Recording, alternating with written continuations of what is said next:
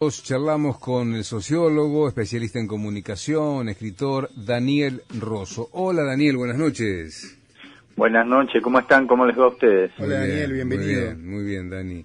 El acuerdo entre el gobierno y el Fondo Monetario Internacional, temas si los hay. ¿Qué mirada tiene Daniel Rosso? Bueno, en principio va a ser un tema absolutamente dominante en los próximos días, sí, ¿no? Sí. Hasta ya no se sabe si se lo va a presentar en la Asamblea Legislativa o en días posteriores, porque bueno, todavía hay discusiones no del todo cerradas con el fondo. Ahora, eso está en un marco en donde la difusión de un borrador o de varios borradores del acuerdo desordenó y de algún modo adelantó y sacó de lugar la discusión política sobre el acuerdo, porque el debate hoy tiende a producirse sobre textos que no se sabe si son el definitivo y en muchos casos obligan al gobierno, a su género comunicacional predilecto, ¿no? Que es la desmentida. El gobierno en general comunica a través de las desmentidas. Si en este caso no habla de los contenidos que el acuerdo tiene, sino que en segunda instancia sale a aclarar los contenidos que ese acuerdo no tiene, ¿no? Porque bueno, previamente se les filtraron esos documentos. Bien. Ahora, ¿cuál es la estructura interna de la desmentida? Es algo así como lo siguiente. Dice el gobierno que no dice lo que dicen que dijo, ¿no? Claro. En este caso, los documentos que circularon dicen lo que el acuerdo supuestamente no dice. Pero en ese camino se van generando todo un campo de sospechas, ¿no? Claro. Sí, campo de sospecha que me parece a mí que un sector de la oposición lo utiliza ex profeso y para dañar. Claro, porque esa imprecisión y ese caos lo que hace es que efectivamente no haya una regulación de lo que se está discutiendo públicamente.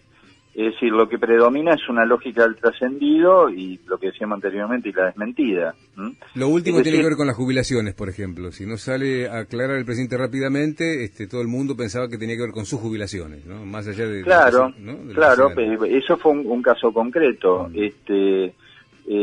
Porque, ahora, ustedes fíjense en que la comunicación de este modo se produce a través de avances y retrocesos, por lo cual una medida que ya está envuelta en la desconfianza, esta modalidad de comunicación produce aún más desconfianza. Es decir, un caso efectivamente es el de las jubilaciones. El documento que trascendió decía o destacaba que se iba a prestar especial atención a la evaluación de los regímenes especiales previsionales. Bueno, regímenes especiales previsionales están los de la justicia, están los del Servicio Exterior de la Nación, pero también están los de los docentes.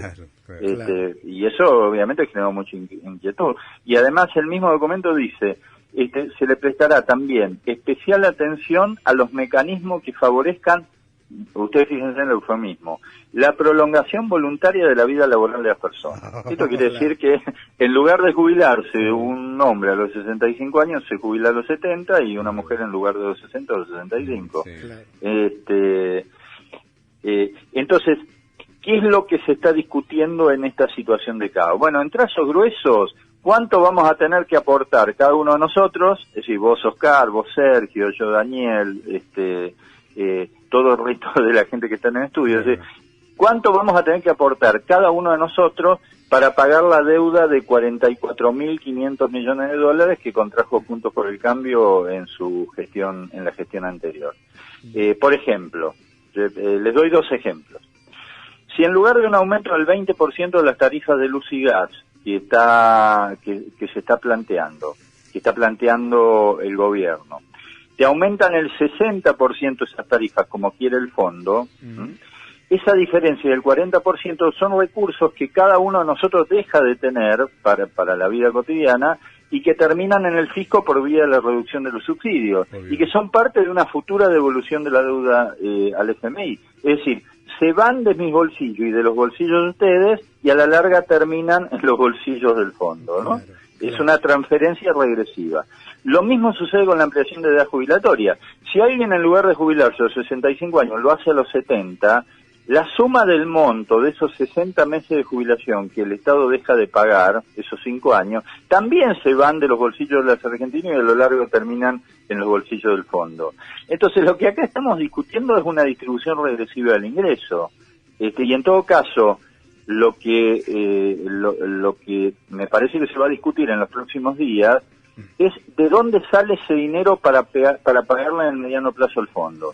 Si salen de los ciudadanos en general, o sea, de todos nosotros, con el aumento generalizado de las tarifas, por ejemplo, o si salen de los sectores más poderosos mediante la segmentación de los consumos. Bien. Si salen de los que cobran jubilación de privilegio, como los jueces o los diplomáticos, o de los que en los próximos 5 años podrían jubilarse y no se jubilarían si rigiera esta ampliación de la edad jubilatoria, más allá de que es cierto, el gobierno salió a aclarar que sería voluntario. Pero bueno, no importa, queda todo como en un lugar como de mucha sospecha. Uno, lo que le diría humildemente al gobierno es, digan claramente qué es lo que se va a debatir, y díganlo de una vez. A ver, este es el documento, esto es lo que se va a debatir, y bueno, y habrá distintas posiciones alrededor de eso, ¿no? Totalmente. Daniel, una cortita. Digo, como se pierde mucho el foco con toda esta discusión de quién tomó esa deuda, digamos, no aparece en el escenario. Bueno, ese es otro tema, porque ahí hay como una especie de chantaje de la oposición, que lo que dice es, nosotros podríamos evaluar la posibilidad de apoyar, pero en la medida que tengan un discurso cuidado de presentación del acuerdo. ¿Qué quiere decir eso? Quiere decir que se presente el acuerdo sin indicar el origen de la deuda, que obviamente es de esa oposición. No me nombres, claro. Sí. Eso es un poco la discusión que está ahí. Lo que pasa es que no se puede quitarle la historia a los procesos políticos. O sea, lo que tiene que quedar, me parece, en la cabeza de todos nosotros, es que de un modo, de otro, de un modo más suave, de un modo menos suave, de una forma o de otra, nosotros en los próximos 10 años, como argentinos y argentinas, vamos a tener que pagar 44.500 millones de dólares al Fondo Monetario Internacional. Y eso es dinero que va a dejar de estar en el país. Sí, o las ocurrencias de Carrillo hoy de que no pase por el Congreso, digo, este tipo de cosas como para que las evidencias no sean tales, me parece a mí, Daniel, ¿no?